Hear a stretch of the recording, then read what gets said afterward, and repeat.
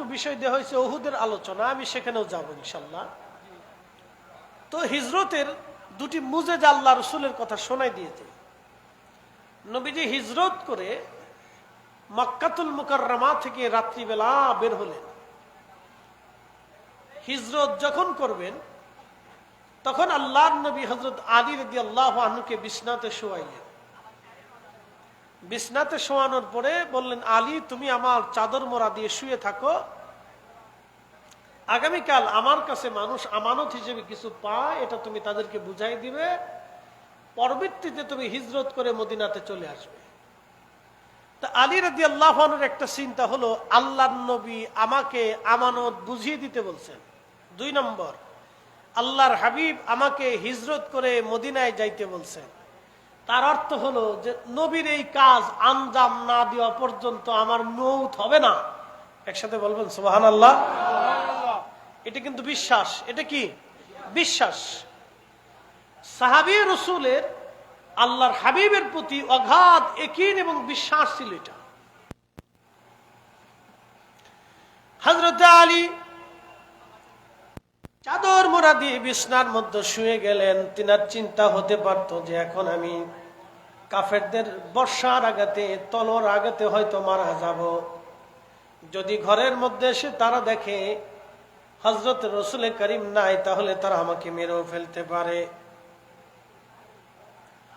আল্লাহর নবী দায়িত্ব বুঝিয়ে দিয়ে দরজা দিয়ে তিনি বের হয়ে গেলেন। ঠিক এমন সময় আল্লাহর হাবিব এক মুষ্টি মাটি নিয়ে আল্লাহর দেওয়া আয়াতে কারিমা তেলাওয়াত করে মাটি ছিটায় দিলেন। প্রত্যেকটা মাটি প্রত্যেকটা কাফেরদের চোখে মুখে যায় পড়ল এবং তারা ওই সাময়িক সময়ের জন্য অন্ধ হয়ে গেল।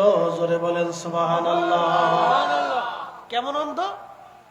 যে আল্লাহর নবী তাদের পাশ দিয়ে হেঁটে গেলেন, তারা দেখলো না। একসাথে বলবেন আল্লাহু আকবার। আল্লাহর হাবিব তাদের পাশ দিয়ে হেঁটে গেলেন, কিন্তু তারা দেখলেন না।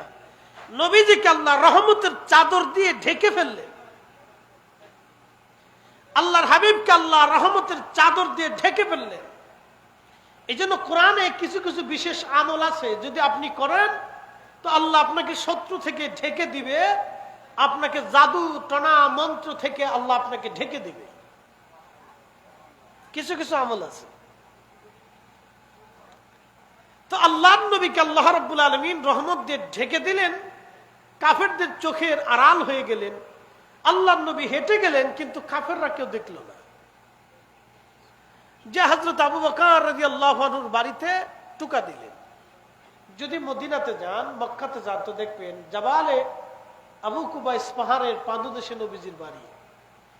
এখান থেকে আল্লাহর নবী হযরত আবু বকরের বাড়ি আসলেন। আবু বকরের বাড়ি জাবালে আবু বকর, জাবালে ওমরের পাশে জাবালে আবু বকর, ওখানে বাড়ি ছিল।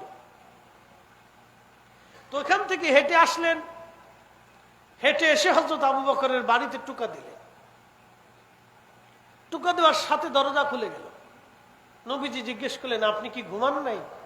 বলি, ইয়া রাসূলুল্লাহ, বহুদিন আগে আপনি বলছিলেন হিজরত করা লাগতে পারে। আমি সেই আশায় প্রত্যেক রাত্রিবেলা দরজার সাথে হেলান দিয়ে থাকি, কখন আপনি আসবেন। আমি যদি ঘুমাই থাকি, আপনি আসবেন, ডাকাডাকি যদি করেন আপনার কষ্ট হবে, কাফেররা টের পেয়ে যাবে। এই জন্য আমি দরজার সাথে আজকে দীর্ঘ 6 মাস হেলান দিয়ে দাঁড়ায় থাকি, সারা রাত্রে একটা সেকেন্ডের জন্য ঘুমাই না, আপনার অপেক্ষায় দাঁড়ায় থাকি। আর একটু জোরে বলবেন। এটা ভালোবাসার বাহ্যিক রূপ। ভালোবাসার বাহ্যিক রূপ। আপনি বলবেন আমি ভালোবাসি, তো ভালো এরকম অনেকেই বাঁচতে পারে, কিন্তু বাহ্যিক রূপ প্রদান করা, এটা ভালোবাসার এক বাহ্যিক রূপ। আবু বকর সিদ্দিক রাদিয়াল্লাহু আনহু 6 মাস পর্যন্ত নবীর অপেক্ষা। আপনি জানেন, অপেক্ষা করা আর মৃত্যুবরণ করা সমান কথা। অপেক্ষার প্রহর গুণাটা কিন্তু বড় কঠিন। আসতেছে আসতেছে আসতেছে, বিরাট যন্ত্রণা লাগে, কষ্ট হয়। আসতেছে আসতেছে, কখন আসবে কখন আসবে, এটা কষ্ট হয়। আল্লাহর নবীর ভালোবাসা হযরত আবু বকর রাদিয়াল্লাহু আনহু 6 মাস পর্যন্ত দরজার সাথে হেলান দিয়ে দাঁড়িয়ে আছেন। সারা রাত্রে দাঁড়িয়ে থাকলেন, একটা সেকেন্ডের জন্য তিনি ঘুমান নাই, বিছনায় যান নাই। 6 মাস পরে নবী আসলেন। টোকা দেওয়ার সঙ্গে সঙ্গে আল্লাহর নবীর দরজা খুলে দেওয়া হলো। একটু অসন্তুষ্টি নবীর প্রতি তখনও হন নাই, একটু বেজার হন নাই। নবী বলছিলেন, আর আমি দাঁড়ায় রইলাম। আল্লাহর নবী বললেন, আবু বকর এখনই চলো। দুইজন রওনা হয়ে গেলেন। বর্তমান হেরা গুহা গারে সৌর, গারে সৌরের পাশে একটা পাহাড় আছে, জাবালে সাবির। জাবালে সৌর, সৌরের পাশের একটা পাহাড়ের নাম জাবালে সাবির। জাবালে সাবিরে নবীজি চলে গেলেন। জাবালে সাবির ডাক দিয়ে বলতেছে, ইয়া রাসূলুল্লাহ, আপনি আমার উপরে আসছেন, আপনাকে আশ্রয় দেওয়ার মতো কোন গুহা আমার কাছে নাই। নবীজি পার্শ্ববর্তী পাহাড় জাবালে সৌরে গুহা আছে, আপনি এখানে চলে যান। জাবালে সাবির আল্লাহর নবীকে ডেকে বলেন, ইয়া রাসূলুল্লাহ, আপনি জাবালে সৌরে চলে যান। নবীজি জাবালে সৌরে চলে গেলেন, গুহার ভিতরে চলে গেলেন। গুহার ভিতরে যাওয়ার পরে কবুতর উড়ে আসলো। আজও সেই কবুতরের বংশ কাবা শরীফে আছে। আল্লামা ইমাম ইবনে কাসির আল বেদায়ের মধ্যে লেখেন, জাবালে সাবিরে সৌরে চলে গেলেন। একটা কবুতর এসে সাবিরের সামনে বাসা বেঁধে ডিম পেড়ে দিল। সুবহানাল্লাহ বলা যাবে না? সেই কবুতরের বংশধর এখনো সারা মক্কার অলিগলি দিয়ে ঘুরে বেড়ায়। একটা কবুতর কেউ মারে না, কেউ ধরে না, কবুতরকে খাবার দেয়, আদর করে। সেই একটা কবুতর নবীকে সম্মান করার জন্য আজকে সেই কবুতরের বংশধর এক কবুতরকে সম্মান করার কারণে সেই কবুতরের বংশধর হাজার হাজার কবুতরের কপাল খুলে গেল। একটা কবুতরের জন্য যদি হাজার কবুতরের কপাল খুলে যায়, বংশের ভিতরে একজন আশিক রাসূল থাকলে বাকি বংশের কপাল খুলে যায়। কথা বলেন ঠিক কিনা? বাকি বংশের সবারও কপাল খুলে যায়। কবুতর একটাই ডিম পারছে, তার পরবর্তী বংশধর আজও কাবাতে আছে। এটা আশ্চর্য। আপনাকে এখান থেকে বুঝে নিতে হবে, কবুতর যে ডিম পারছে এটা রাসূলুল্লাহকে, আল্লাহর হাবিবকে ভালোবাসার বাহ্যিক রূপ। কি কথা ঠিক কিনা? নবীকে ভালোবাসার বাহ্যিক রূপ।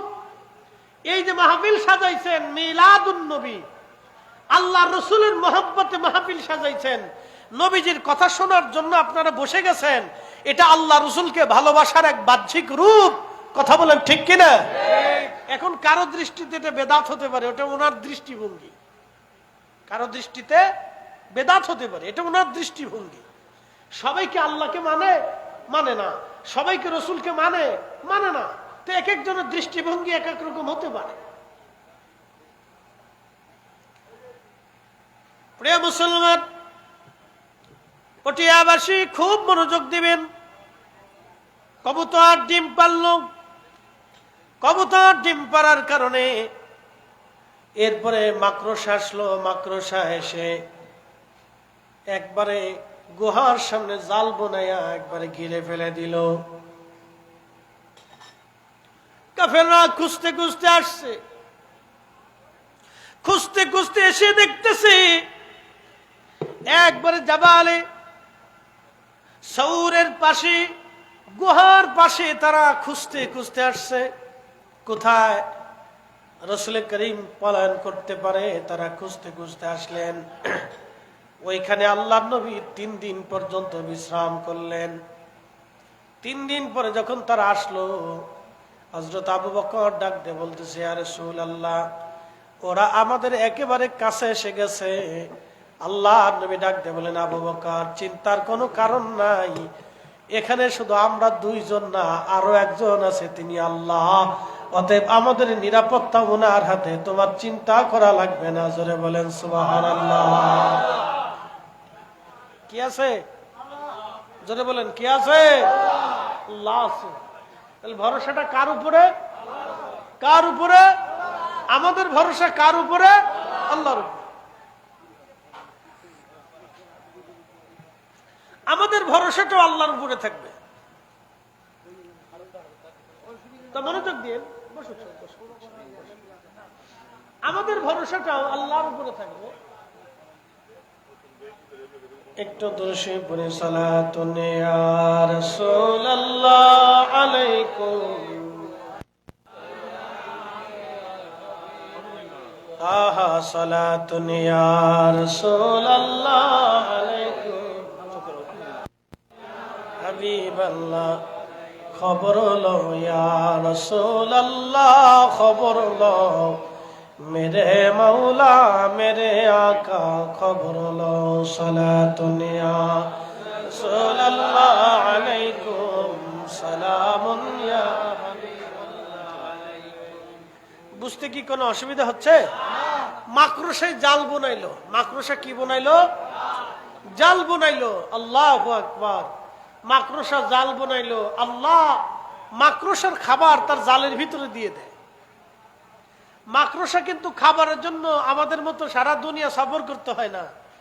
আল্লাহ এমন ব্যবস্থা করে দিলেন, ও জাল বুনায় রাখে, ওর জন্য খাবার আল্লাহ জালের ভিতরে দিয়ে দেয়। সুবহানাল্লাহ বলা যাবে? মাকড়সা যে জাল বুনাইলো, এটা আল্লাহ রসুলের ভালোবাসার বাহ্যিক রূপ। এটা নবীকে ভালোবাসার বাহ্যিক রূপ। আপনি রসুলকে ভালোবাসেন, তার বাহ্যিক একটা প্রমাণ আপনাকে সাবমিট করতে হবে যে আপনি ভালোবাসেন। এই মিলাদুন নবীর মাহফিল গুলি হচ্ছে রসুলকে ভালোবাসার এক বাহ্যিক রূপ। আপনি মাহফিল সাজাইয়া উম্মতকে দাওয়াত দিয়ে, উম্মতের আলেমদেরকে দাওয়াত দিয়ে, সুন্দর মেহমানদারির ব্যবস্থা রেখে মানুষকে বসাইয়া তাদের সামনে আল্লাহর হাবিবের জীবন সম্পর্কে আলোচনা, শান মান সম্পর্কে আলোচনা যে আপনি শুনাইয়া এটা আল্লাহ তার রসুলকে খুশি করতেছেন, এটা হলো ভালোবাসার বাহ্যিক রূপ। একসাথে বলেন আল্লাহু আকবার। কোরআন শরীফ আল্লাহ বলেন, কুল ইন কুনতুম তুহিব্বুনাল্লাহ ফাত্তাবিউনি ইউহিব্বুকুমুল্লাহ।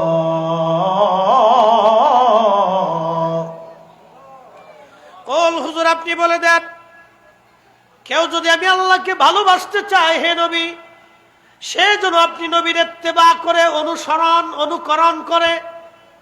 নবীকে অনুসরণ করা ভালোবাসার এক বাহ্যিক রূপ। সুবহানাল্লাহ বলা যাবে না?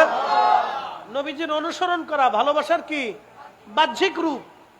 আপনি দাঁড়িয়ে রাখছেন, আল্লাহ রসুলকে ভালোবেসে রাখছেন, ঠিক কিনা? আপনি পাগড়ি দিয়েছেন, আল্লাহ নবীকে ভালোবেসে পাগড়ি দিয়েছেন। আপনি মুস্কি হাসেন, আল্লাহ নবীকে ভালোবেসে মুস্কি হাসেন। আপনি ডান হাতে খাবার খান, আল্লাহ নবী ডান হাতে খাইছে এই জন্য আপনি খান। কিন্তু খ্রিস্টানরা বাম হাত দিয়েও খায়, তারা বাম হাত দিয়েও খায়, আবার ইহুদিরা বাম হাত দিয়ে খায়, অন্য অন্য ধর্মের যারা আছে তারা কিন্তু বাম হাত দিয়েও খায়। কিন্তু আপনি কিন্তু সহসায় বাম হাত দিয়ে খান না, কারণ রসুল ডান হাত দিয়ে খাইছেন, ওটাকে আপনি পছন্দ করেন। এটা ভালোবাসার বাহ্যিক রূপ। একসাথে বলা যাবে না সুবহানাল্লাহ? এই যে ভালোবাসা দুই ধরনের, একটা হলো মহাব্বতে সিফাতি, মহাব্বতে জাতি। সিফাতিটা হলো এই যে আমরা রসুল করিমের সুন্নাহগুলি দেখে দেখে মেনে মেনে চলি, এগুলো হচ্ছে মহাব্বতে সিফাতি। মহাব্বতের জাতির আলোচনা সেটা উহুদে চলে যাব, সেটা এখানে নাই। মহাব্বতের জাতির আলোচনা উহুদে চলে যাইতে হবে, সেখানে আমি আপনাদেরকে নিয়ে যাব। মহাব্বতের সিফাতির আলোচনাটা আপনাদের সামনে উপস্থাপন করি খুব মনোযোগ দিয়ে। আল্লাহর নবী বলেন, মারা হাব্বা সুন্নতি, কেউ যদি তোমরা আমি নবীর সুন্নাহ আমার আদর্শকে ভালোবাসো, ফাকাদ আহাব্বানি, সে আমাকে ভালোবাসবে। আমার আহাব্বানি, যে আমাকে ভালোবাসবে, কানা মাই ফিল জান্নাহ, সে আমার সঙ্গে আল্লাহর জান্নাতে চলে যাবে। জোরে বলা যাবে কি মারহাবা? সালাতুন ইয়া রাসূলুল্লাহ।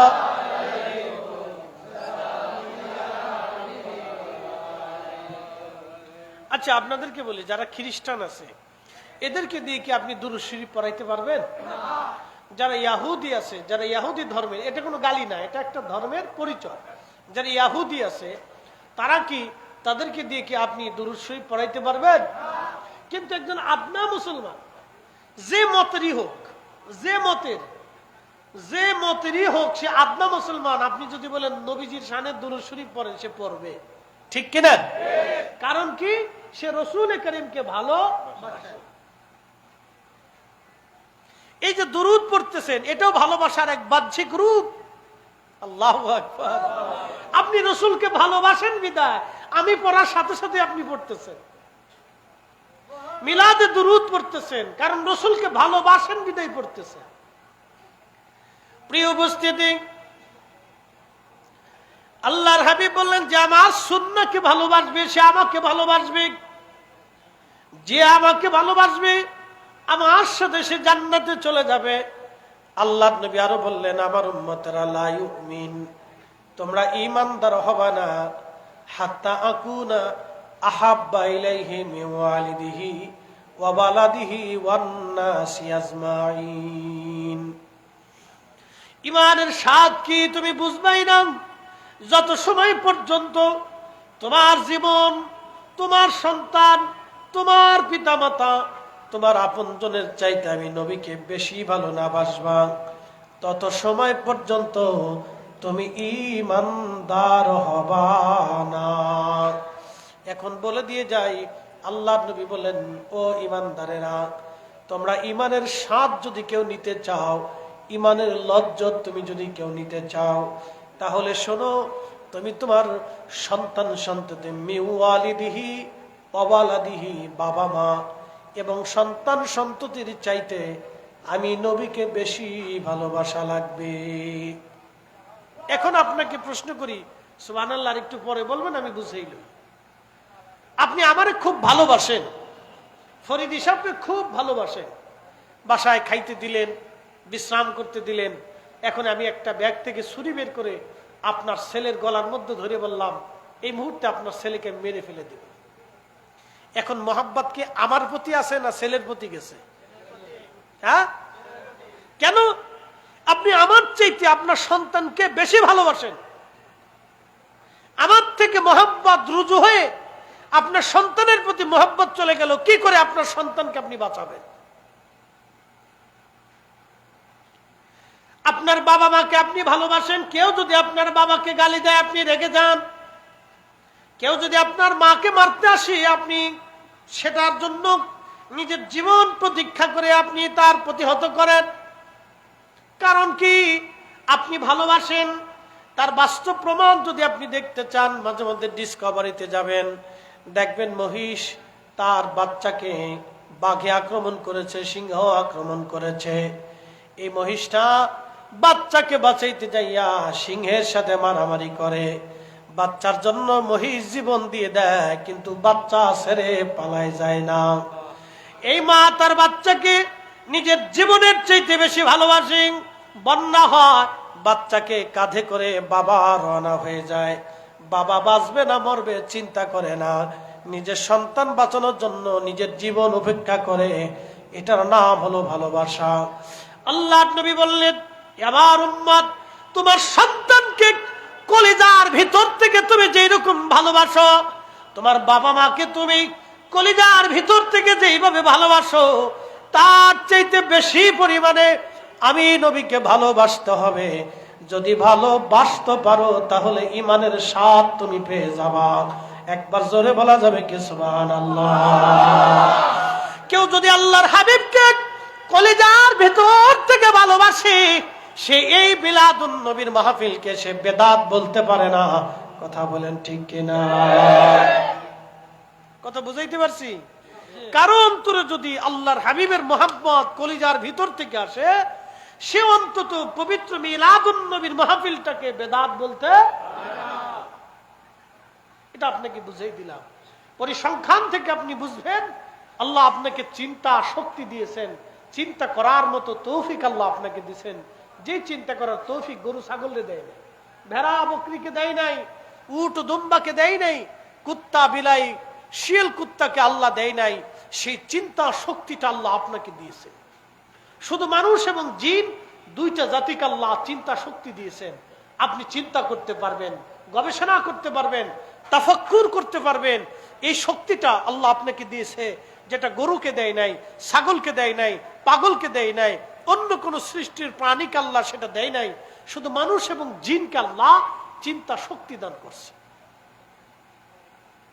এই চিন্তা শক্তিতে আপনি বুঝেন যে কারো অন্তরে যদি আল্লাহর হাবিবের মহব্বত থেকেই থাকে, মহব্বত যদি থেকে থাকে, সে যদি ওইভাবে রাসূলুল্লাহকে ভালোবাসে, নিজের জীবনের চাইতে বেশি ভালোবাসে, সে অন্তত আল্লাহর নবীর ইজ্জতের দিকে তাকাইয়া, মহব্বতের দিকে তাকাইয়া নবীর আগমনের এই মাহফিল খেলাকে সে বেদাত বলতেই পারে না।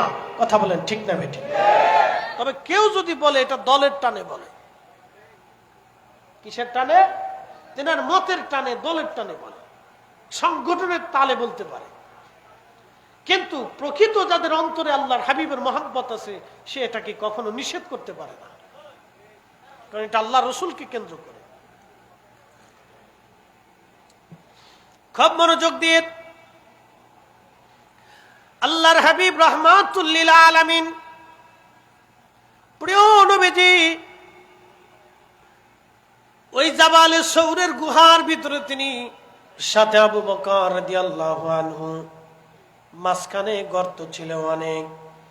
আবু বকর রাদিয়াল্লাহু আনহু চিন্তা করলেন, এই গর্ত যদি বন্ধ না করি তাহলে এর ভিতর থেকে যদি সাপ আসে, আল্লাহর নবীকে দংশন করে কামড় দেয়, নবীর কষ্ট হবে। গায়ের চাদর টুকরা টুকরা করে ছিঁড়ে ছিঁড়ে গর্তের মুখগুলি বন্ধ করে দিলেন, সব গর্তগুলি বন্ধ করে দিলেন তিনি, কিন্তু একটা গর্ত তিনি বন্ধ করতে পারেন নাই। ওই গর্তের মধ্যে পা খানা দিয়ে সিদ্দিক আকবর বসে আছেন, আর আল্লাহর নবী নিজের হযরত আবু বকরের উরু মুবারকে মাথা মোবারক রেখে নবী ঘুমোচ্ছিলেন, বিশ্রাম করতেছিলেন। আর গর্তের ভিতর থেকে সাপ এসে হযরত সিদ্দিক আকবরের পায়ের মধ্যে বারবার বারবার করে কামড় মারতেছিল।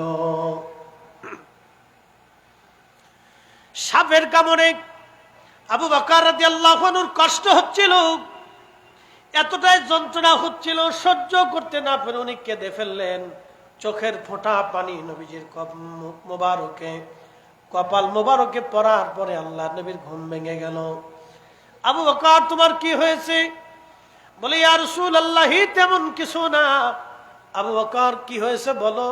বলে হুজুর গর্তের উপরে পা রেখে দিয়েছি যাতে সাপ পোকা এসে আপনাকে কষ্ট না দেয়। ইয়া রাসূলুল্লাহ গর্তের ভিতর থেকে একটা সাপ আমাকে বারবার কামড় দিচ্ছিল নবীজি, সাপের ব্যথা সহ্য করতে না পেরে আমি আবু বকর চোখের পানি ছেড়ে দিয়েছি, এই পানির ফোঁটা আপনার কপাল মোবারকে যে পড়েছে। আল্লাহর নবীকে ভালোবাসেন আবু বকর একটা বাহ্যিক রূপ, একসাথে জোরে বলা যাবে কি আল্লাহু আকবার। নবীজিকে আবু বকর ভালোবাসেন, এটা তার বাহ্যিক প্রমাণ, তিনি ভালোবাসেন। হযরত আবু বকর বলতেছে হুজুর বারবার সাপে আমাকে কামড় দেয়, কামড়ের কারণে বিষের যন্ত্রণা সহ্য করতে পারি নাই। আল্লাহর নবী বলেন আবু বকর তোমার পা দাও।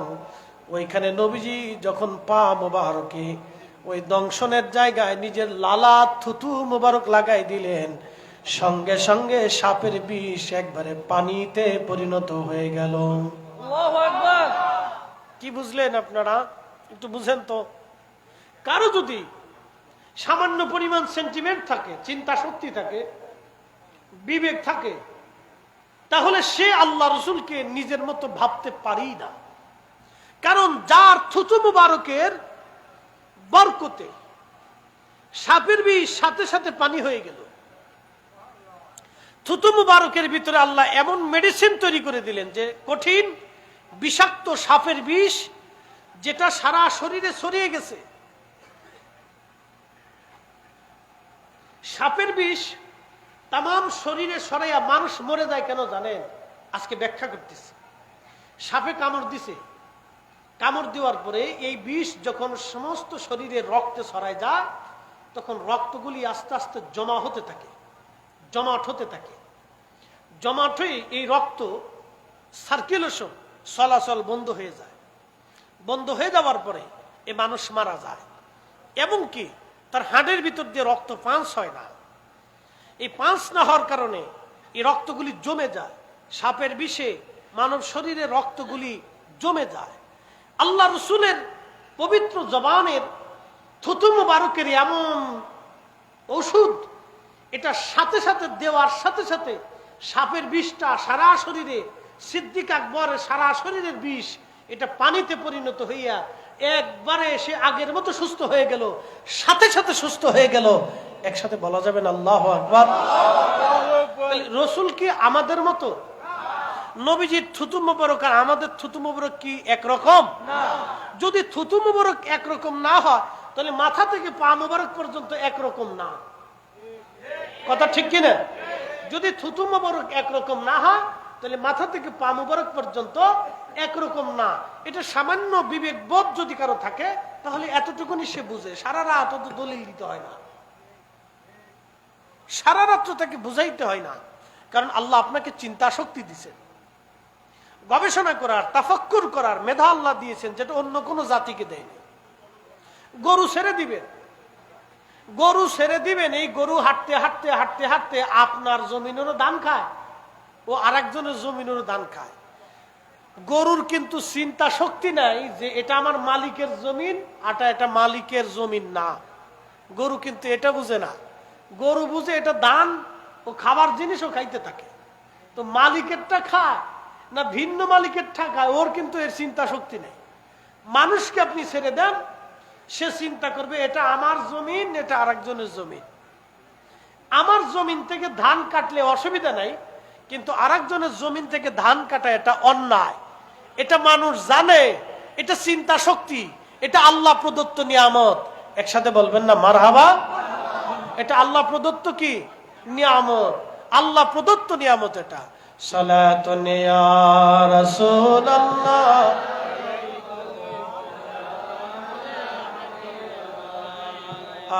সালাতুন ইয়া রাসূলুল্লাহ সালামুন ইয়া হাবিবাল্লাহ। তোরা দেখে যা আমেনা মায়ের কোলে, তোরা দেখে যা আমেনা মায়ের কোলে, তোরা দেখে যা আমেনা মায়ের কোলে, তোরা দেখে যা।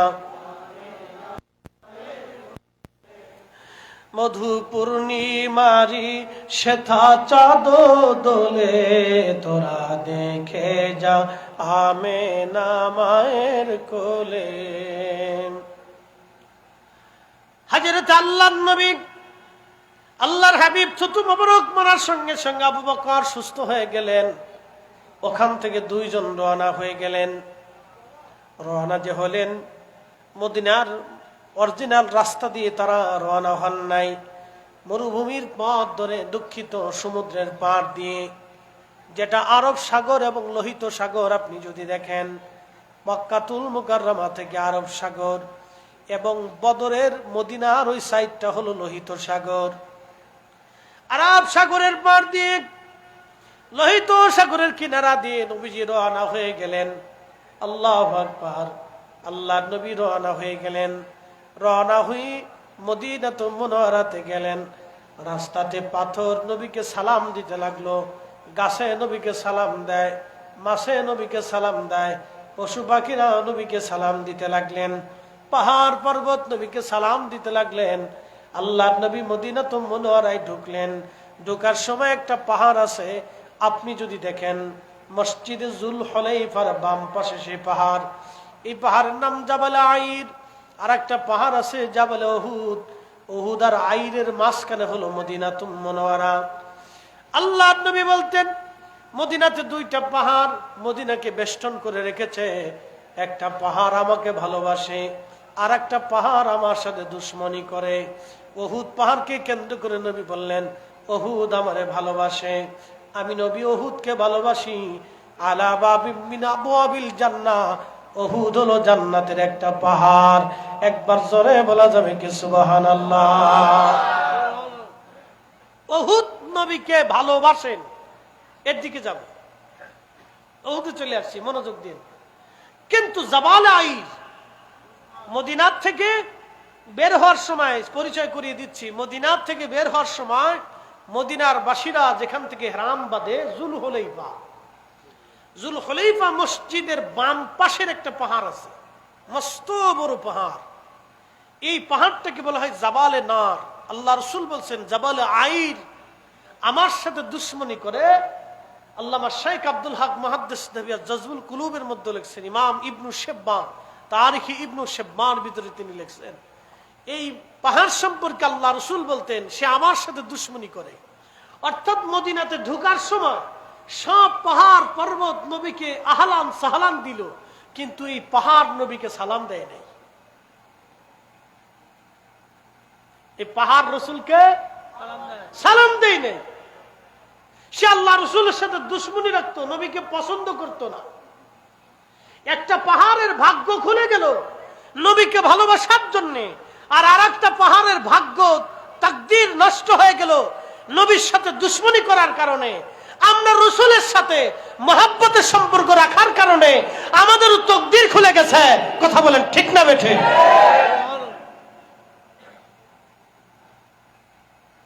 এই পাহাড় আল্লাহ রসুল বললেন এই পাহাড়টা জাহান্নামের একটা পাহাড়। এই পাহাড় জাহান্নামের একটা পাহাড়, সে আমার সাথে দুশ্মনী করে। ওই পাহাড়ের পাদদেশ দিয়ে নবীজি হিজরত করে যাচ্ছিলেন।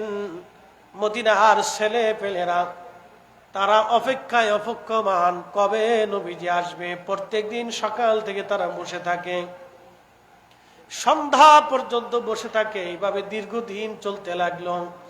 সকালবেলা মদিনার উপকণ্ঠে বসে থাকে, আবার তারা সন্ধ্যায় বাড়ি চলে যায়। সারাদিন বসে থাকে কখন নবী আসবে। হঠাৎ একদিন দেখতেছে সানিয়া পর্বতের পাদদেশ দিয়ে নবীজি আসতেছে। ঠিক এমন সময় আল্লাহর নবীকে দেখার পরে মদিনার ছোট ছোট বাচ্চারা হাতে খেজুর ডালগুলি হাতে নিয়া, খেজুরের ডাল হাতে নিয়া ছোট ছোট বাচ্চারা তারা মদিনার উপকণ্ঠে যায় গাইতে লাগলো, তলা আল বাদরু আলাইনা মিন সানিয়াতিল বেদা ওয়াজাবাশ শুকরু আলাইনা মাদালিল্লাহি দা সালাতুন ইয়া রাসূলুল্লাহ।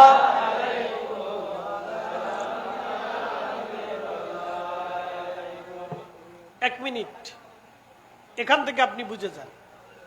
আচ্ছা, মদিনার বাচ্চারা, মদিনার মানুষ নবীজির অপেক্ষায় দাঁড়ায় থাকবে, রসুল বলে দিছে না? আসতে বলবেন না। রসুল কি বলে দিছে? আল্লাহ কি বলে দিছিলেন? সাহাবীরা বলে দিছিলেন? নবী আসবে সেই খুশিতে, নবী আসবে সেই খুশিতে রসুল বলে দেন নাই।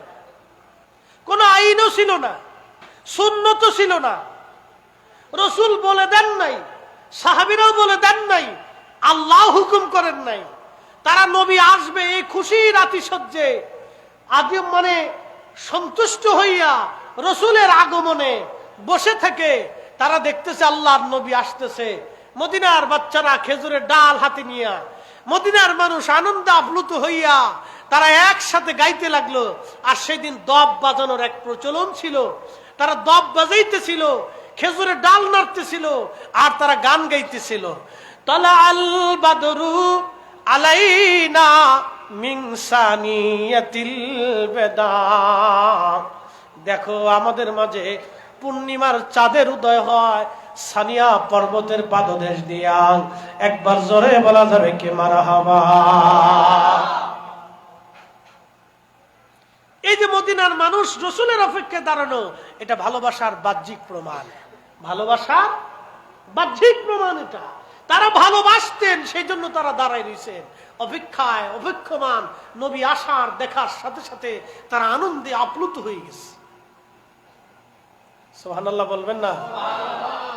এটা ভালোবাসার বাহ্যিক প্রমাণ। এই জন্য আল্লাহ রসুলকে কেন্দ্র করে সবকিছু আপনি খালি বেদাত বেদাতে চিন্তা করতে পারেন না। এগুলি চিন্তা করা এক ধরনের অসুস্থতা। আল্লাহ নবীজি সমস্ত মদিনাবাসী দৌড়ে আসছে, ইয়া রাসূলুল্লাহি, ইয়া হাবিবাল্লাহ, নবীজি আমাদের বাড়ি আসেন। পুরুষরা এসে বলে, হুজুর আপনি আমাদের বাড়ি আসেন, আমাদের বাড়ি পরিষ্কার করেছে। এ দেখেন আরেকটি ইতিহাস শুনে যান। নবীজি মদিনাতে যাবেন, মদিনার রাস্তাঘাট পরিষ্কার হয়েছে, মদিনার বাড়ি ঘর পরিষ্কার হয়ে গেছে। সমস্ত মদিনার মানুষ তাদের বাড়ি ঘর রাস্তাঘাট সবকিছু পরিষ্কার পরিচ্ছন্ন করে সাজায় রাখছে।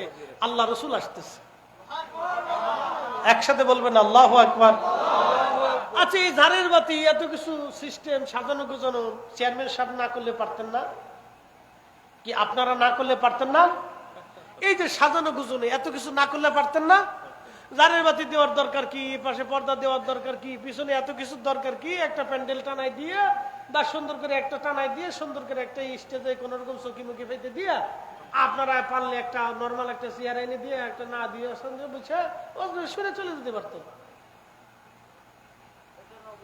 কিন্তু এইগুলিও ভালোবাসার এক বাহ্যিক প্রমাণ, কথা কোন ঠিক কিনা? আবার আপনারা ফতোয়া দিবে এগুলি অপচয়। কি ফতোয়া দিবে? অপচয়। ওনরা বিয়ে করার সময় এত খরচা করে, সেই সময় অপচয় হয় না। ওনাদের বড় বড় হুজুর করে আসার সময় এত কিছু খরচা করে, সেই সময় অপচয় হয় না। আল্লাহ রসুলের বেলায় আসলে তখন অপচয় হয়ে যায়। কারণটা কি? তার মানে বোঝা যাচ্ছে অন্তরে অসুস্থতা আছে, কথা কোন ঠিক কিনা? এটা বেমারি। এটা কি বেমারি? বেমারি, বেমারি, অসুস্থতা, বেমারি গুলি অসুস্থতা। সিলেটও বেমারি কয়, আপনাদের দেশে কি কয়? বেমার, বেমারি বলে। এটা অসুস্থতা, বেমারি। এই অসুস্থতা থেকে আমাদেরকে বের হয়ে আসতে হবে, ঠিক কিনা? মন খারাপ করবেন না। নেগেটিভ মাইন্ডেড কেউ যদি থাকেন, মন খারাপ করার কিছু নাই তো ভাই। আপনাকে বুঝতে হবে মদিনার মানুষ রাস্তাঘাট পরিষ্কার কেন করলো, বাড়ি ঘর পরিষ্কার কেন করলো? আল্লাহ রসুল আসতেছে। এই খুশি, এই মহাব্বত, এটা বাহ্যিক রূপ। আপনি বিয়ে করেন, নতুন স্ত্রী আসবে, আপনার ছেলে হয়েছে, ছেলে হওয়ার পরে আপনি খুশি নাতিসজ্জে বাড়ি ঘর পরিষ্কার করে মেহমান দাওয়াত দিয়ে ছাগল জবাই করিয়ে গরু জবাই করে আপনি সবাই খাওয়া, আমার একটা আল্লাহ পুত্র সন্তান দিছে, কন্যা সন্তান দিছে, আপনি খুশি আনন্দিত হয়েছেন, আপনার ঘরে একটা সন্তান আসছে, আপনি আনন্দিত। বাড়িঘর পরিষ্কার করে মেহমান দাওয়াত দিয়ে একবারে সাজিয়ে গুজিয়ে আপনি সবাই খাওয়াচ্ছেন। এই সময় আপনার অপচয় হলো না। শুধু রসুল করিমের মিলাদের মাহফিলে একটু ঝাড় সজ্জা করে একটু আলিশান ভাবে করলে আপনি অপচয়ের ফতোয়া দিচ্ছেন। এগুলো একটা বেমারি, কথা বলেন ঠিক কিনা? প্রিয় উপস্থিতি, সমস্ত মদিনার ঘর বাড়িগুলি পরিষ্কার হয়ে গেল। বৃদ্ধরা এসে বলতেছি, ইয়া রাসূলুল্লাহি, আমাদের বাড়ি ঘর একবারে পরিষ্কার করছি, নবী আপনি আমাদের বাড়িতে আসবেন মেহমান। মারহাবা কর, আপনি আমাদের বাড়ি আসেন, আপনি মেহমান। আল্লাহ নবীর দরবারে যুবক সাহাবীরা এসে বলতেছে, ইয়া রাসূলুল্লাহ আপনি আমাদের বাড়ি মেহমান। কিশোররা এসে, বালকরা এসে বলে, হুজুর আপনি আমাদের বাড়ির মেহমান, আপনি আসেন, আমাদের বাড়িতে থাকবেন। এই জন্য আল্লাহ রসুল তাদের ভালোবাসায় আপ্লুত হয়ে নবী বলতেন, আল্লাহ আমি মক্কাকে আপনি হারাম করেছেন, মক্কাকে ইব্রাহিম হারাম করেছে, মদিনাকে আমি নবী হারাম করলাম। আমার মদিনাবাসীদেরকে যারা কষ্ট দিবে, আমার মদিনার বাসীদেরকে যারা কষ্ট দিবে, ব্যথা দিবে, তাদেরকে যারা হত্যা করবে, আল্লাহ এই মদিনাতে যারা হত্যাযজ্ঞ করবে, মদিনার মানুষকে যারা কষ্ট দিবে, আল্লাহ আমি নবী তার জন্য বদদুয়া করলাম। আল্লাহ এবং রসুলের পক্ষ থেকে ওই ব্যক্তির উপরে দুনিয়া আখিরাতের লানত। কত কঠিন কথা রসুল বলে গেছেন, সহিহ মুসলিমের হাদিস। ইয়া আল্লাহ আপনি মক্কাকে ইব্রাহিম কর্তৃক মাধ্যমে হারাম করছেন, আল্লাহ মদিনাকে আমি নিজে হারাম করে গেলাম। একসাথে বলবেন আল্লাহু আকবার। এই মদিনার হৌদের ভিতরে যারা আমার মদিনাবাসীকে কষ্ট দিবে, ব্যথা দিবে, এই জন্য মদিনাতে যদি কোনোদিন যাওয়ার তৌফিক হয়, তাহলে মনে রাখবেন মদিনার বাতাসও যেন আপনার কাছে ভালো লাগে। আপনি মদিনার কোনো কিছুকে খারাপ বলতে পারবেন না, সাবধান, মদিনার কোনো কিছুকে মন্দ বলবেন না। মদিনা যাওয়ার পরে মদিনার বাতাস ভালো, মানুষ ভালো, আবহাওয়া ভালো, কুত্তাটাও পর্যন্ত আপনার কাছে ভালো লাগবে। মদিনার কুত্তা, মদিনার বিড়াল, মদিনার কবুতর, মদিনার গাছ, মদিনার খাবার, আপনি যা খান ফসাটাও আপনার সামনে আসলে আলহামদুলিল্লাহ এটাই ভালো। মারহাবা বলবেন না? বলবেন যে এটা আবার কোন আইন, এই আইন হলো প্রেমের আইন। কিসের আইন? ভালোবাসার আইন। এই আইন হলো ভালোবাসার আইন। যদি এখানে আপনি ফেল করেন তাহলে আপনার জীবন বরবাদ। মনে রাখেন, মদিনার সবকিছু আপনার ভালো লাগতে হবে। আল্লাহ মদিনার সবকিছুই ভালো। প্রিয় উপস্থিতি, হাজিরিন, রাহমাতুল লিল আলামিন নবীজিকে কিশোর যুবকরা এসে বলতেছে, ইয়া রাসূলুল্লাহ, আপনি আমাদের বাড়ি আসেন, আমরা বাড়ি ঘর সাজায় রাখছি, আপনি আসবেন মেহমান। আল্লাহর হাবিব দেখলেন সবাই আমাকে মেহমান হিসেবে চায়, আমি কার বাড়ি যাব, কে মন বেজার করবে না। নবী বললেন, আমি আমার উট ছেড়ে দিলাম, আমার উট যার বাড়ি যায় আমি নবী তার মেহমান আজকে হয়ে যাব।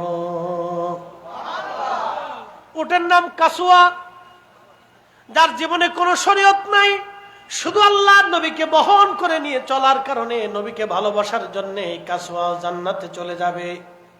সুবহানাল্লাহ বললেন না? এই কাসুয়া জান্নাতে চলে যাবে। আপনি কি ভাবতেছেন? আল্লাহ রসুলকে কেন্দ্র করে কোনো বিষয়কে আপনি ছোট করে দেখবেন না।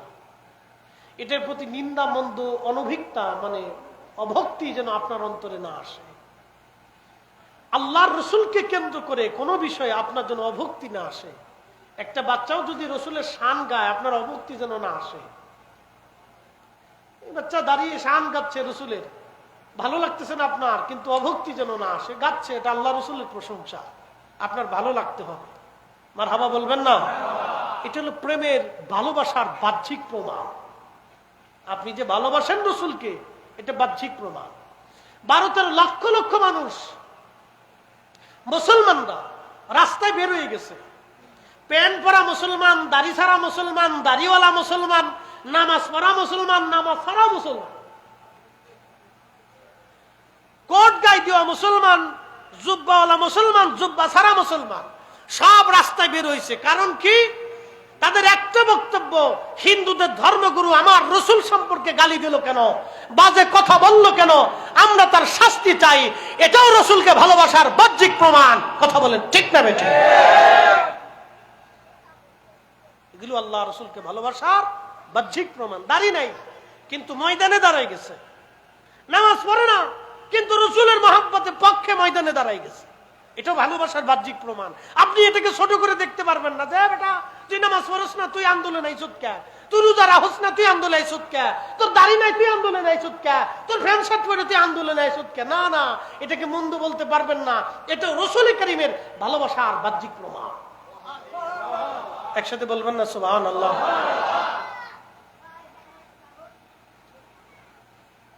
এই জন্য আমরা অনেক কিছুকে এই সেন্টিমেন্টে, আমাদের মন মানসিকতায় ধারণ করতে পারি না। নেগেটিভ নেগেটিভ ভাব আমাদের আসে অনেকের আজাইরে ব্যাখ্যার কারণে। এগুলি থেকে আমাদের বের হয়ে আসতে হবে। আল্লাহর হাবিব, আল্লাহর নবী, রহমতের নবী উট ছেড়ে দিলেন। উট ছেড়ে দেওয়ার পরে রহমাতুল লিল আলামিন নবীর উট রওনা। যেতে যেতে যেতে যেতে উট চলে আসলো হযরতে রাসূল করিমের মেজবান রাসূল আইয়ুব আনসারী রাদিয়াল্লাহু আনহুর বাড়ির সামনে উট এসে বসে গেল। আর উট নড়াচড়া করে না, উট বসে গেল। উট বসে যাওয়ার পরে আল্লাহর নবী বললেন, সাহাবীরা রে, মদিনাবাসী মন খারাপ করবে না, কারণ আমার উট আমি ছেড়ে দিয়েছিলাম। উট যেখানে এসে বসে গেছে, এখানে আল্লাহ কর্তৃক আমার নির্বাচিত স্থান। একবার জোরে বলবেন কি মারহাবা। সাহাবী রাসূল, মেজবান রাসূল আইয়ুব আনসারী রাদিয়াল্লাহু আনহুর বংশের আবার ইতিহাস অনেক বড় লম্বা। উট যে ওখানে কেন বসছে, এর পিছনে কারণ আছে। এটা টান দিতে গেলে ওয়াজ অনেক দূর চলে যাবে। সেই বহু বছর আগে তার বংশের পূর্বপুরুষ ইয়ামানি ছিল, তুব্বে আবাল হুমাইরি বাদশা রসুলের মহাব্বতে এখানে বাড়ি ঘর তিনি নির্মাণ করে গেছিলেন। তার বংশকে রেখে গিয়েছিলেন যে আল্লাহর নবী আসবে বহু বছর পরে, আমার চিঠি দিও। সেই চিঠি রেখেছিলেন, সেই চাবি রেখেছিলেন হযরত আইয়ুব, মেজবান রাসূল আইয়ুব আনসারী রাদিয়াল্লাহু আনহুর কাছে। তিনি চাবি এনে দিলেন। আল্লাহর নবী বলেন, আইয়ুব আনসারী, চাবি তো দিলা, কিন্তু আমার কাছে চিঠিটা তো দিলে না। বলে, হুজুর চিঠির খবর কি করে জানেন? আল্লাহর নবী বলেন, আমি নবী, আমার কাছে আল্লাহ গায়েবের খবর পৌঁছায়। একসাথে বলবেন আল্লাহু আকবার। এটা আরাক ইতিহাস, টান দিলে অনেক লম্বা ইতিহাসে চলে যাবে। এগুলি ভালোবাসার বাহ্যিক প্রমাণ, ভালোবাসার বাহ্যিক প্রমাণ। তিনি ভালোবাসছিলেন বহু বছর আগে, কিন্তু আল্লাহর নবী প্রতিদান দিলেন বহু বছর পরে। প্রিয় উপস্থিতি, খুবই মনোযোগ। আপনার এলাকাবাসী মিলে, যুবকরা মিলে আজকের প্রধান অতিথি চেয়ারম্যান দৌলতি সাহেব, অ্যাডভোকেট দৌলতি সাহেব এবং আপনারা মুরব্বীরা ডানে বামের সামনে উপস্থিত, 43 বছর ধরে এটা চলমান আছে। তার মানে আপনার বাবাও করে গেলেন, আপনার দাদারাও এই কাজ করেছে। আপনার দাদার আমল থেকে মাহফিল শুরু, তারও আগে হয়তো মাহফিল ছিল, কিন্তু কাগজে কলমে ছিল না। তার আগেও ছিল, কিন্তু কাগজে কলমে ছিল না, যার কারণে কাগজে কলমে 43 বছরের হিসাব হয়েছে। কাগজ কলম সারা যেটা গেছে সেটার কোনো হিসাব আমাদের কাছে নাই। তার অর্থ হলো যুগ যুগ ধরে এই মাহফিলটা চলমান, এটা ভালোবাসার এক বাহ্যিক প্রমাণ। বলেন, এর প্রতিদান কি আল্লাহর আসমানে আছে না? অবশ্যই আছে। যদি উঠে নবীকে কাঁধে করে নিয়ে ঘোরার কারণে উট যদি জান্নাতে চলে যেতে পারে, যদি সেই তুব্বাওয়াল হুমায়রি বাদশা 1000 বছর আগে নবীকে মোহাব্বত করে বাড়ি তৈরি করে রেখে দেওয়ার কারণে আল্লাহ যদি উটকে জিব্রাইল কান ধরে নিয়ে কাসোয়া উটকে যদি সেই বাড়ির সামনে বসাই দিতে পারে, তাহলে আমাদের পূর্বপুরুষরা আগে থেকে শুরু করে এখন পর্যন্ত পরবর্তী প্রজন্ম এই রসুলের মিলাদুন নবী, নবীর ইশকের মাহফিল, নবীর আলোচনার মজলিস, নবীর শানের মজলিস, রসুলের প্রশংসার মজলিস সাজানোর জন্য আমাদেরকেও আল্লাহ কানে ধরে হলেও, মাফ করে হলেও, গোপনে মাফ করে হলেও আল্লাহ আমাদেরকে জান্নাত দিবে। কথা বলেন ঠিক কিনা? বিচার দুই ধরনের হবে কিয়ামতের ময়দানে। একটা হবে গোপন বিচার। কি বিচার? গোপন বিচার। পর্দার আড়ালে আল্লাহ ডেকে নেবেন। আল্লাহ ডেকে নিয়ে বলবেন, তোমাকে মাফ করে দিলাম, যাও। আসতে হয়ে গেল না? সুবহানাল্লাহ। আল্লাহ কি কারো কাছে জবাবদিহিতা করবে? জবাবদিহিতা আল্লাহ কি? আল্লাহ কি কারো মুখাফিক? কি আল্লাহু সামাদ। আল্লাহ নিজে বলছেন, আমি মুখাফিক কিনা, আমি যাকে খুশি তাকে মাফ করব। আমি কৈফিয়ত দেই না, কৈফিয়ত দেওয়ার জন্য আমি না। আমি যাকে খুশি তাকে জান্নাত দিব, যাকে খুশি তাকে জাহান্নাম দিব। আমি রব্বে করিম, কাউকে কৈফিয়ত দেওয়ার জন্য না। পর্দার আড়ালে কিয়ামতের ময়দানে আল্লাহ কিছু বান্দাদেরকে মাফ করে দিবে। অনেক গুনাহ হবে, কিন্তু আল্লাহ মাফ করে দিবে। ইশকে রাসূলের কারণে আল্লাহ তাদেরকে মাফ করবে। এই জন্য আপনি আল্লাহর হাবিবের কোন বিষয়কে ছোট করে দেখবেন না। ঠিক ছোট করে দেখাটা এটা অনেক বড় বুকামি হবে। সালাতুন ইয়া রাসূলুল্লাহ। একটু আগে বসি, আগে বসি। সালাতুন ইয়া রাসূলুল্লাহ। একটু আগে বসি।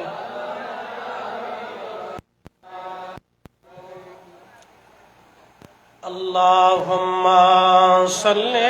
একটু আগে, আগে একটু চাপ দিয়ে বসি।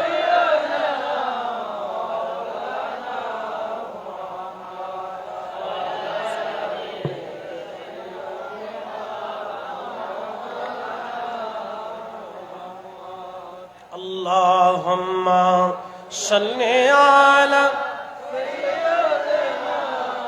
মাওলানা মুহাম্মদ সাইয়্যিদিনা ত্রিভুবনের প্রিয় মুহাম্মদ এলোর দুনিয়ায় রে সাগর আকাশ বাতাস দেখবে দুনিয়ায়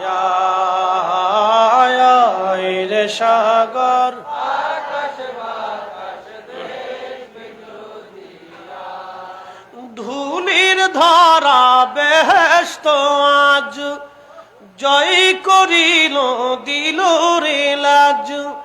আজকে খুশির ঢল নেমেছে ধূসর সাহারায় রে সাগর আকাশ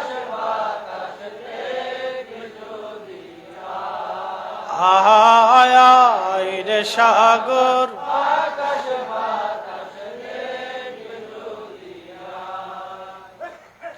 দেখা মেনা মায়ের কোলে দোলে শিশু ইসলাম দোলে কচি মুখে শাহাদাতের বাণী সে শোনায়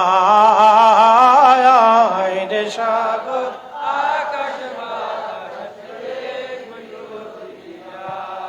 আয় রে সাগর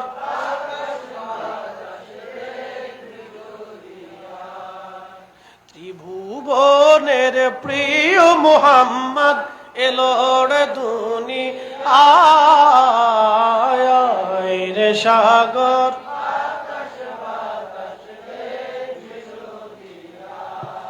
আয় রে সাগর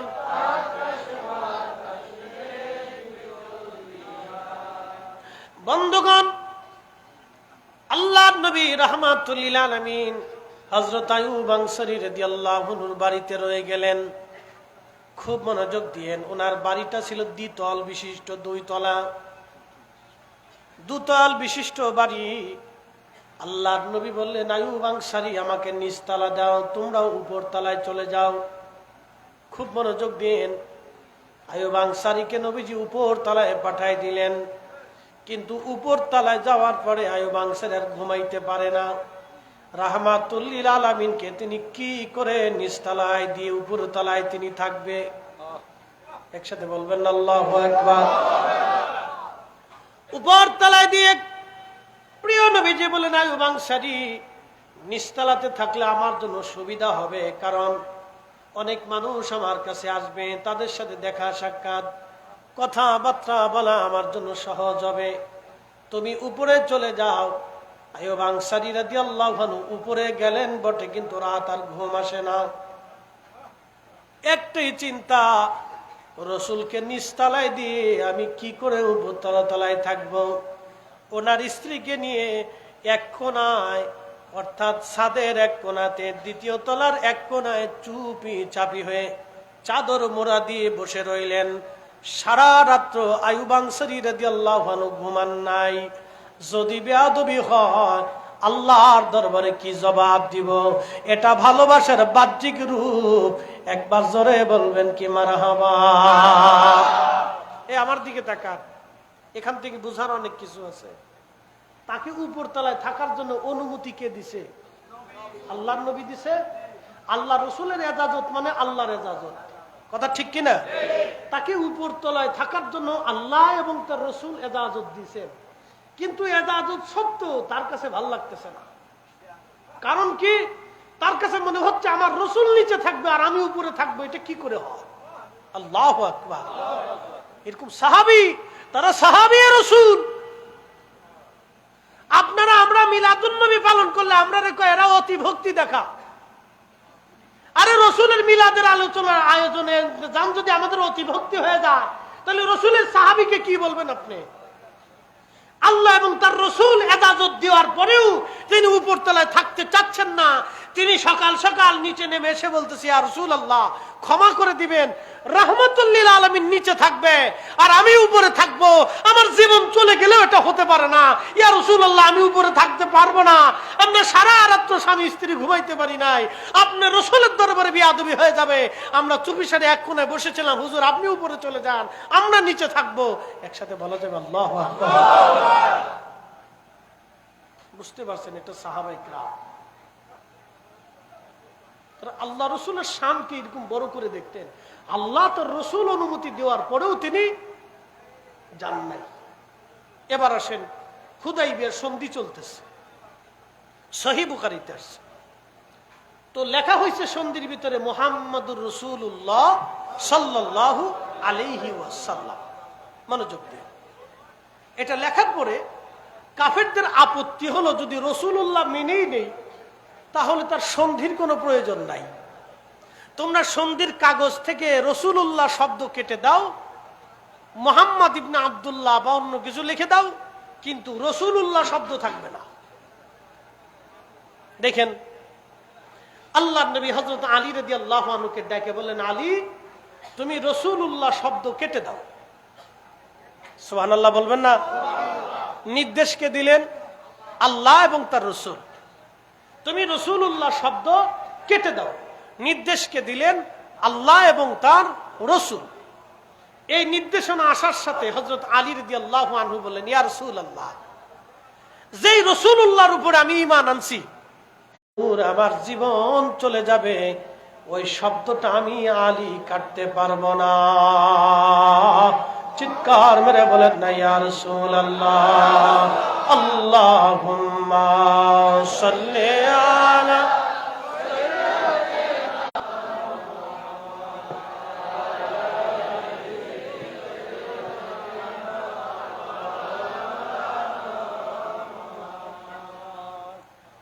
যে ভাইরা আমার বিরোধিতা করেন, যদি বলেন আপনি বেদাত, বেদাত বলার কারণে একজন মুসলমান যদি এই মাহফিলে না আসে, আর সেই লোকটা যদি এই নিয়ামত থেকে মাহরুম হয়, কিয়ামতের ময়দানে আপনি কি পারবেন তার জবাব আল্লাহর দরবারে দিতে?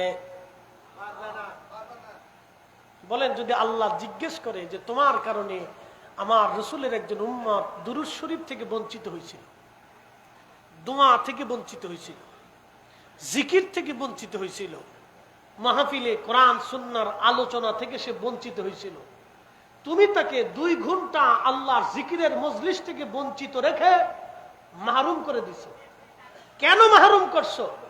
এর জবাব তুমি আমাকে দিয়ে তারপরে বেহেশতে চলে যাও।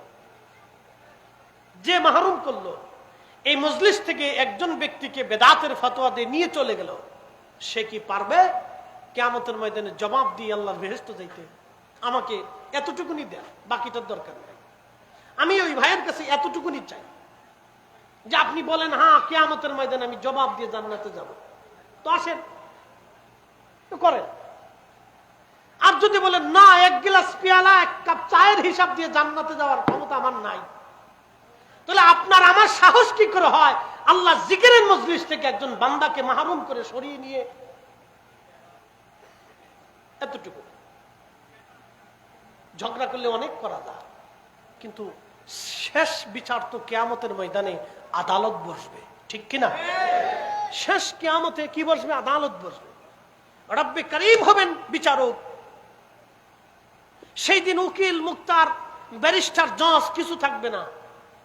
আল্লাহর সাথে আপনাকে বাক্যালাপ করতে হবে। আপনি সেই দিন আল্লাহ রব জিজ্ঞেস করবে, আপনাকে জবাব দিতে হবে। যদি না পারেন, আহা কি কঠিন দিন সেই দিন। আর যদি পারেন তো পারবেন না, তো সত্য। পৃথিবীর কোন মানব জাতির পক্ষে অসম্ভব আল্লাহর দেওয়া প্রশ্নের জবাব দিয়ে সে কিয়ামতের ময়দানে বেহেশতে যাবে। আল্লাহ রাসূল বলেছেন, উম্মত তোমরা আল্লাহর কাছে দোয়া করো, রাব্বি বিনা হিসাবে আমাকে মাফ করে দেন। যদি আল্লাহ কোন ব্যক্তির হিসাব চেয়ে বসে, তাহলে এই ব্যক্তি ধ্বংস হবে। যদি আল্লাহ কোন ব্যক্তির হিসাব চেয়ে বসে, তাহলে ওই ব্যক্তি ধ্বংস হবে। যদি আল্লাহ কোন ব্যক্তির হিসাব চেয়ে বসে, তো ওই ব্যক্তি ধ্বংস হবে। তোমরা বেশি বেশি দরখাস্ত করো, আল্লাহ বিনা হিসেবে আমাকে মাফ করে দেন, আল্লাহ আমাকে ক্ষমা করে দেন, আল্লাহ আপনার রহমত থেকে আমাকে বঞ্চিত করেন না। তুমি অধিক পরিমাণে ইস্তেগফার করো, আর দোয়া করতে থাকো, কান্নাকাটি করতে থাকো। আপনি হাসরের ময়দানটাকে এত সহজ করে দেখছেন, এটা কি ছেলে খেলা না বাংলাদেশের আদালত পাইছেন যে পয়সা করে দিলি সিস্টেম হয়ে যাবে?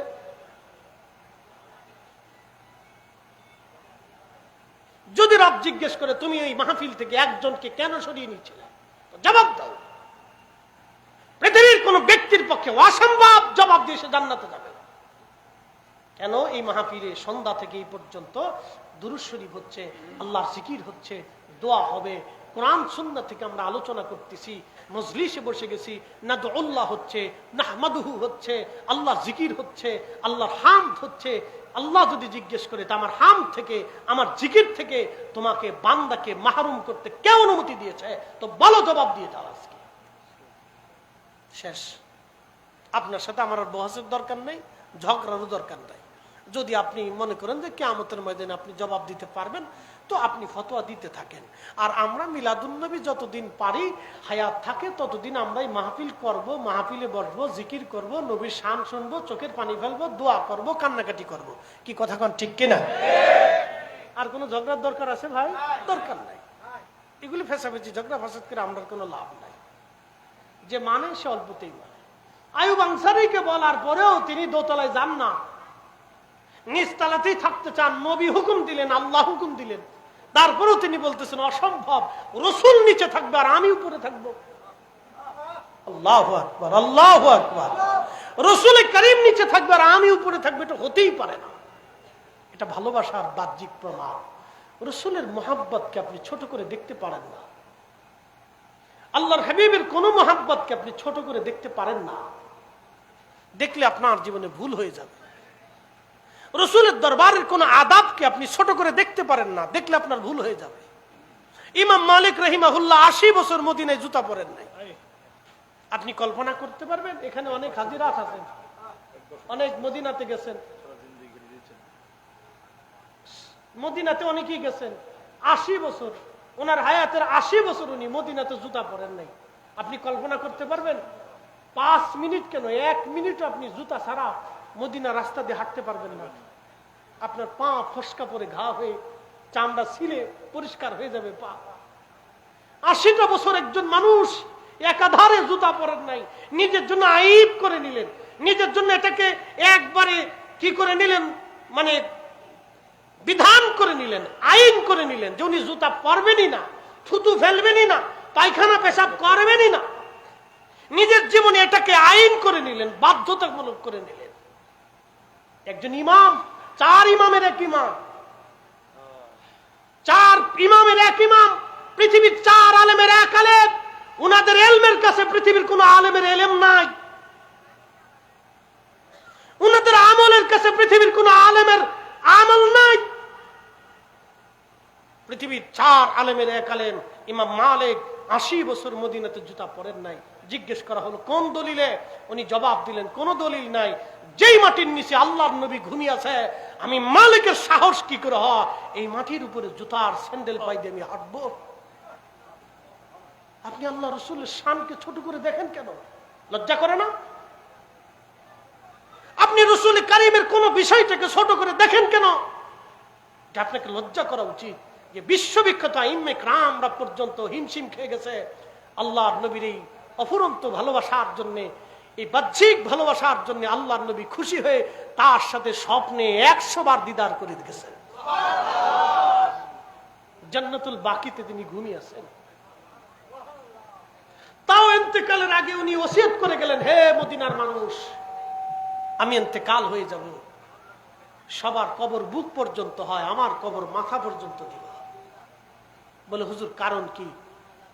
বলে রসুল করিম বরাবর যদি আমি হয়ে যাই তাহলে বেয়াদবি হয়ে যাবে, আমি নবীর কদমের নিচেই থাকতে চাই। আপনি কোন মাসালায় ধরবেন বলেন তো? কোন দলিল এটা ধরবেন বলেন তো? এটা এশকে রসুল। এটার জন্য ওনারা দলিল সাবমিট করে নাই, শুধু রসুলকে কেন্দ্র করে। এশকে রসুল। আমি সামনে আসতেছি, ওহুদে চলে যাচ্ছি, জানতে চাইছি ওহুদের আলোচনা। এবার মহাব্বতে জাতির দিকে চলে যায়। এতক্ষণ মহাব্বতে সিফাতি নিয়ে আলোচনা করছি, এবার মহাব্বতে জাতির দিকে চলে যায়। যুদ্ধ হচ্ছে ওহুদে, প্রচন্ড যুদ্ধ। মাত্র 700 মুসলমান, 3000 কাফেরের বিরুদ্ধে যুদ্ধ হচ্ছে, প্রচন্ড লড়াই। এই লড়াইতে 70 জন সাহাবী শহীদ হয়েছিলেন। আহা, নবীর কলিজার টুকরা 70 জন সাহাবী শহীদ হয়েছেন। আল্লাহর হাবিবের প্রিয় চাচা আমির হামজা রাদিয়াল্লাহু আনহু ইহুদে শহীদ হয়েছেন। আপনি কল্পনা করতে পারবেন নবীর দুঃখে সুখে ডানে বামে যিনি বর্ম হয়ে ঢাল হয়ে দাঁড়িয়ে থাকতেন, আল্লাহ রসুলের সুখে দুঃখে কঠিন সময় যিনি ঢালের মতো শক্ত হয়ে আমির হামজা দাঁড়িয়ে থাকতেন, সেই চাচা উহুদের যুদ্ধে শহীদ হয়েছেন। শুধু শহীদ করা হয় নাই, ওনার দেহ ফেরে ফেলে দেওয়া হয়েছে, কলিজা বের করা হয়েছে, ওনার নাক কেটে ফেলে দেওয়া হয়েছে, কান কেটে ফেলে দেওয়া আছে, অঙ্গ প্রত্যঙ্গগুলি ছেদন করা হয়েছে, ওনার বক্ষ ফেরে কলিজা বের করে চিবানো হয়েছে। এই কথা শোনার পরে আল্লাহর হাবিব ওনাকে বললেন, আল্লাহ তাকে সাইয়্যিদুশ শুহাদা বানিয়েছেন। একসাথে বলা যাবেন আল্লাহু আকবার। সালাতুন ইয়া রাসূলুল্লাহ আলাইকুম সালামুন ইয়া রাসূলুল্লাহ আলাইকুম সালামুন ইয়া মুসলমান, এক মিনিট কথা না বলি ভাই, ডিস্টার্ব না করি, সবাই যার যার স্থানে বসুক, জায়গা না হলে দাঁড়িয়ে থাকবে, থাক।